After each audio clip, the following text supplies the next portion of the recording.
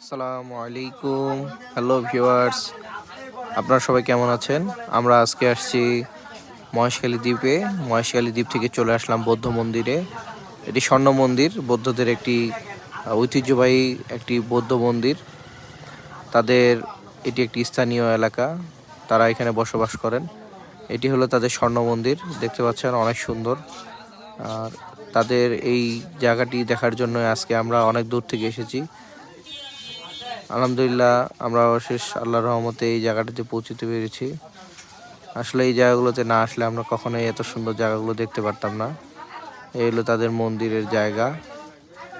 তারা অনেক পরিষ্কার এবং পরিচ্ছন্ন, তাদের ব্যবহার অনেক ভালো।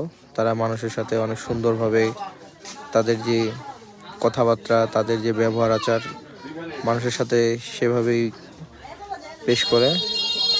বিশেষ করে এই জায়গাগুলোতে যদি না আসেন আপনারা কখনো এই জায়গাগুলোর সৌন্দর্য উপভোগ করতে পারবেন না। এগুলো তাদের মন্দিরের ভিতরের স্থান। আমরা ভিতরে ঢুকতে পারি নাই, আমরা বাইরে থেকেই দেখেছি।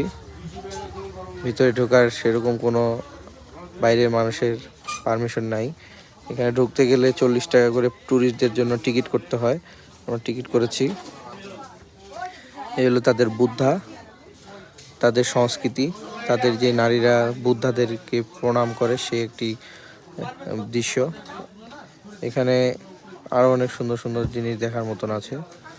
এলো একটি বড় বট গাছ। আমরা সামনে যত আগাবো তত সুন্দর জিনিস দেখতে পারবো। এই যে এটিও একটি তাদের মন্দির। আসলে তাদের যে ভাষা এবং তাদের যে স্মারকলিপি বা কথাগুলো সেগুলো আমরা বুঝতে পারি না, সেজন্য বলতে পারতেছি না। হ্যাঁ, এখানে আমাদের মতো আরো অনেক মানুষ ঘুরতে এসেছেন। এই যে একজন টুপি পরা হুজুর, তিনিও এসেছিলেন।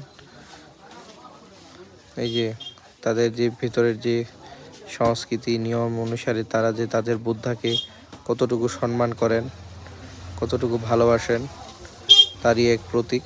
তারা কতটা পরিষ্কার পরিচ্ছন্ন অবশ্যই তাদের যে মন্দিরটা আছে সেটা দেখলে বুঝতে পারবেন। এই যে এখানকার কারুকাজগুলো দেখতে পাচ্ছেন, এগুলো অনেক পুরাতন। হ্যাঁ, অনেক সুন্দর দেখতে। আপনারা যতক্ষণ না পর্যন্ত এরকম একটা জায়গায় আসতে পারবেন, এরকম জায়গার কখনোই মাধুর্যতা বা পূর্ণতা কখনোই বুঝতে পারবেন না। এই যে তাদের বুদ্ধা শুয়ে আছে, অনেক সুন্দর।